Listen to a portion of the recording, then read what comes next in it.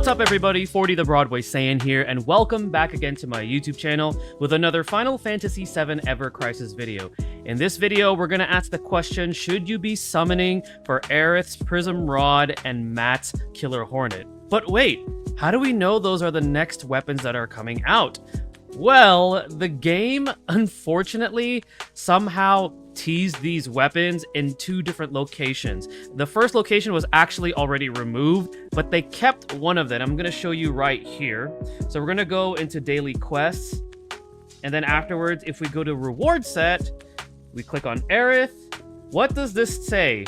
Prism Rod parts. So this weapon's not even out yet, but somehow the data was already accidentally put in the game. So we are going to be likely getting this weapon. It's not official yet, but because of the fact that they leaked it, looks like this is going to be one of the new weapons coming out very soon.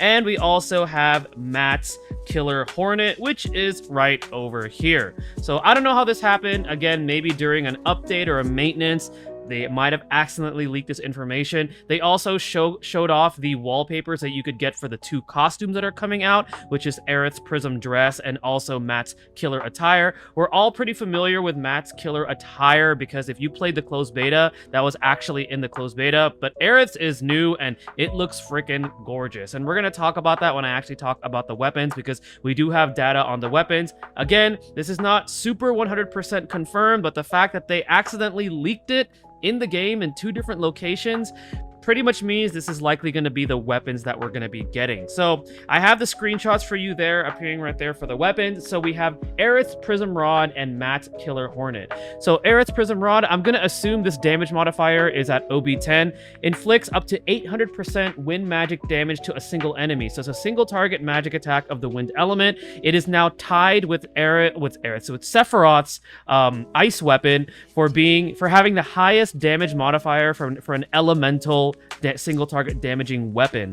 And then the reinforcement abilities are as shown, which is boost HP and boost wind potency. Fantastic weapon. Elemental weapons are always strong, and I have a feeling we're probably going to be getting some sort of an event with this that will want you to use wind damage. So this is going to be pretty awesome if you have the resources to be able to grab this weapon. The Killer Hornet, there is some things that changed about it. Boost physical attack, I think used to be boost attack from the closed beta. So that's I actually think it's better now with the boost physical attack and boost physical ability potency. Those are very powerful reinforcement abilities to have. The ability itself, I think, was nerfed on the damage modifier. I think the damage modifier used to be like, was it like 900 something? Because I know that Matt in the closed beta had two weapons that had a 900% plus modifier at OB10, but it looks like they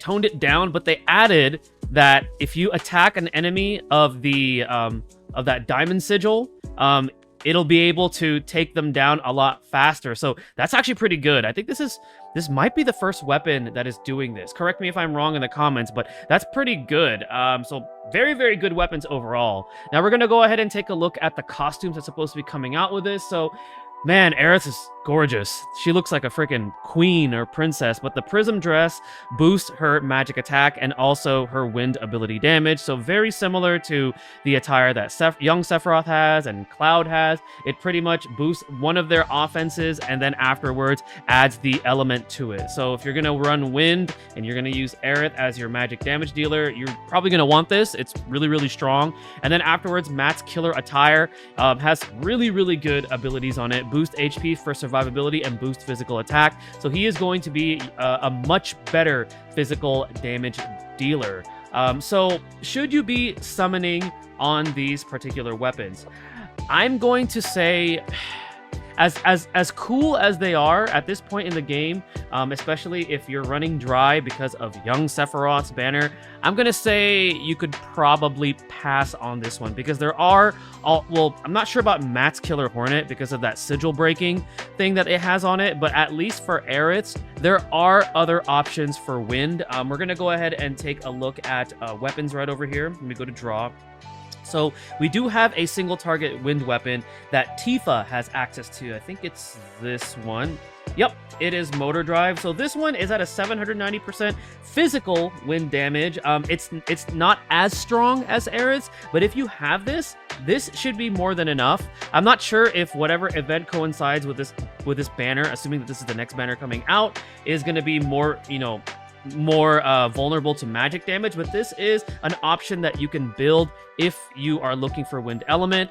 You could also look into start building your wind materia now. So go into synthesis, start synthesizing a bunch of arrow and arrow arrow blow, and hopefully you'll get a good 3-star or 4-star that has some really good substats, even 2 stars, because as I showed you in my last video, 2-star raw materia actually out damages a majority of elemental gacha weapons that are either OB1 and under. So if you have access to some really good arrow or arrow blow materia, those are also great alternative options as well. I believe Zack also has a wind weapon. Which one is it here? It's one of these. Let's start looking. One of these I know gives him a wind attack if you're looking for a wind ability. Let's see, where is it? Where is it? This one, his falchion. So this one is AoE, but it does still have that boost physical attack and boost wind potency. So again, if you're looking for alternatives, you don't have the resources to pull on this banner that's coming up, then these are some good alternatives right there. But I will say that the costume is really gorgeous for Aerith, and it's really, really tempting because, a lot of us love Aerith. So if one of these characters is your favorite, or if you really, really like Matt, then by all means go ahead and pull, because favorites over the meta, right? But if you are limited on your resources, there are other alternatives that you could use if you're looking for like a powerful wind damage dealer. But that is going to go ahead and conclude this video on should you summon for Aerith's Prism Rod and Matt's Killer Hornet. What do you guys think? Let me know in the comment section below. Are you going to be pulling on this banner whenever it does go live? What do you think about them accidentally leaking it in 2 different places in the game? Yeah, let me know. I'd love to hear your guys' comments on that. Thank you guys again for watching. Stay tuned for the next video, and stay blessed, everybody. All the times we thought we were together.